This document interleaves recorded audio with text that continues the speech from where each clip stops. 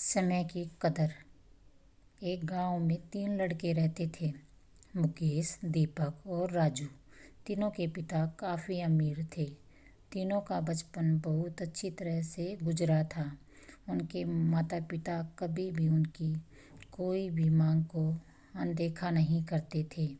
मुकेश के पिता सरपंच थे, दीपक के पिता एक कारोबारी थे और राजू के पिता एक किसान जमींदार थे।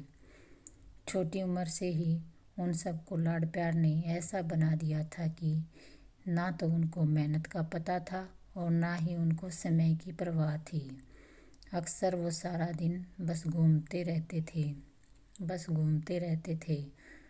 नशे व अन्य भोगविलास में डूबे रहते थे, जिससे उनके गांव वाले भी दुखी थे। सरपंच व बड़े लोगों के बचे होने के कारण उनकी कोई भी शिकायत कर पाने की हिम्मत नहीं कर पाता था, जिससे उनका मनोबल और बढ़ गया था। एक दिन उनके गांव में बहुत तेज बारिश हुई, जिससे सब लोगों को नुकसान हुआ। इसमें इन तीनों के पिता भी थे, लेकिन इतना कुछ होने के बाद भी उनके बेटों का वही हाल था। बस वो घूमते रहते, नशा करते, भोगविलास करते रहते थे। माँ बाप काफ़ी चिंतित रहा करते थे। ये तीनों भले ही कितने गंदे थे, लेकिन इन तीनों के अंदर एक खास बात थी जिसकी पहचान किसी को नहीं थी और उनको खुद को भी पता नहीं। मुकेश एक बहुत अच्छा नेता प्रतिपक्ष था, क्योंकि उनके पिता के पास रहते हुए उनको इसका काफ़ी ज्ञान हो गया था, क्योंकि उनके पिता सरपंच थे। दीपक भी इसी तरह से बिजनेस की समझ रखता था, क्योंकि उनके पिता एक कारोबारी थे। और राजू खेती का काम जानता था, क्योंकि उनके पिता जमींदार थे।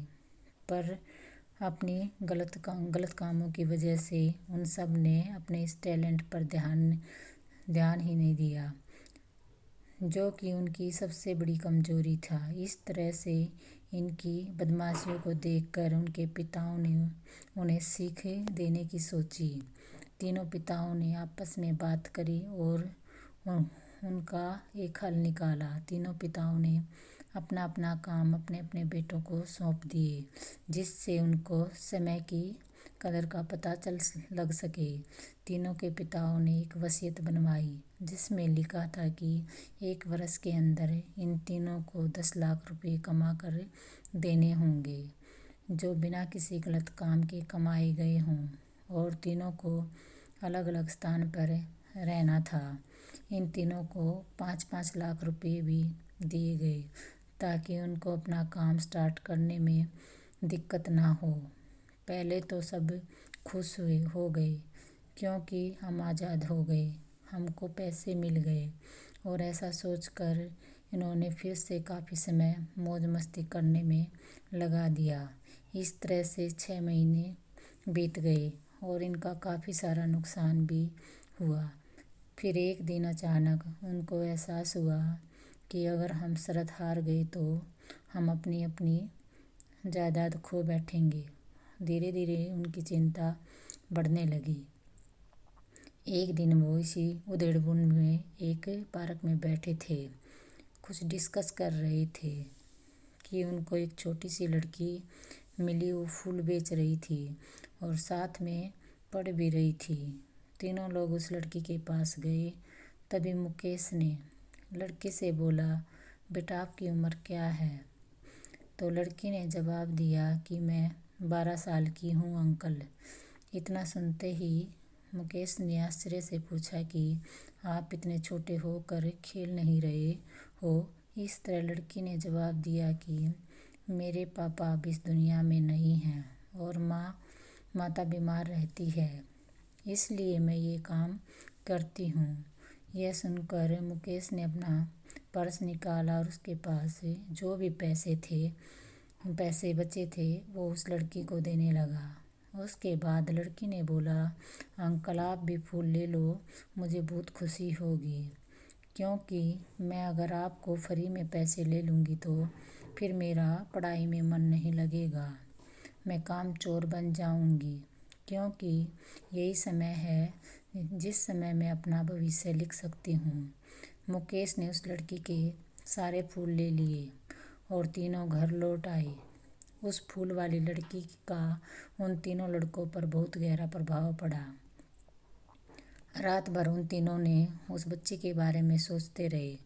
उन्हें एहसास हुआ कि वो तीनों कितने गलत थे। तीनों ही दोस्तों को एहसास हुआ कि आज भी उनके पास 6 महीने का समय है अपने पिता को दिए गए काम को पूरा करने का और भविष्य बनाने का। इसी दौरान सबने सोचा कि अगर बचे हुए समय का सही उपयोग करें तो अभी भी बहुत कुछ किया जा सकता है। इस तरह बाकी दोस्तों ने भी सोचा और दूसरे स्थान में जाकर काम तलाशने लगे। पर उनकी शर्त में यह शर्त भी थी कि उनको जो भी काम करना है वो अपनी पहचान बताए बिना करेंगे, जिससे ये साफ था कि उनको काम नहीं मिला।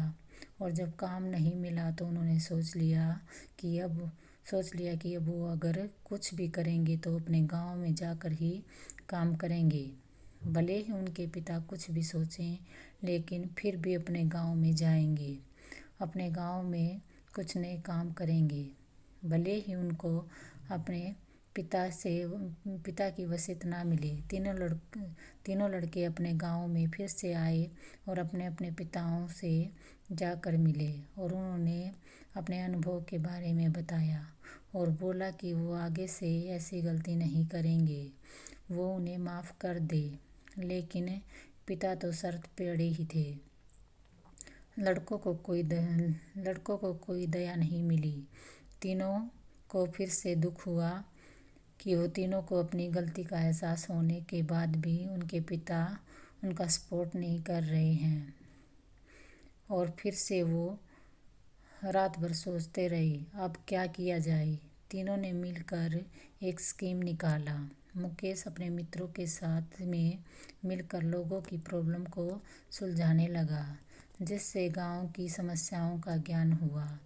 इसी तरह दीपक भी गांव के विकास के लिए नई नई तकनीकें सीख गया और राजू को किसानों और बीजों का ज्ञान हो जाने से उनको काफ़ी फ़ायदा हुआ। तीनों ने मिलकर अपने बाकी पैसों को सही ढंग से सही जगह लगाकर गांव को एक नया रूप दे दिया। उनकी कड़ी मेहनत से गांव के लोग क्या दूसरे शहरों से भी लोग भी उनकी तरफ रुख करने लगे। उनका गांव तरक्की करने लगा। नई तकनीकों के कारण हर वर्ग के लोगों से उनका जुड़ाव होने लगा और एक समय आने के बाद उनके पिताओं ने भी उनको माफ़ कर दिया।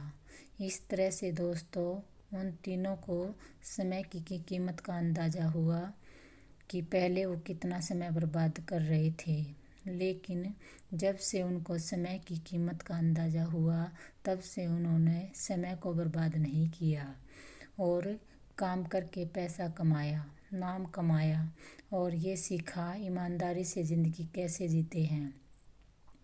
दोस्तों कुल मिलाकर कहने का मतलब यही है कि आप सभी समय को बर्बाद ना करें। अगर ये समय आपके हाथ से निकल गया तो कुछ नहीं कर सकते। और हाँ, समय के पास इतना समय नहीं है कि वो आपको दोबारा समय दे। समय बर्बाद करने का हज़ारों तरीका है, लेकिन आप ऐसा कोई तरीका चुनिए जो आपकी ज़िंदगी बदल दे, इस समाज की ज़िंदगी बदल दे, इस देश का भविष्य बदल दे। मुझे उम्मीद है कि ये स्टोरी आपको अच्छी लगी होगी। अगर अच्छी लगी है तो इसे लाइक करो, शेयर करो और मेरे चैनल को सब्सक्राइब करना ना भूलो। धन्यवाद।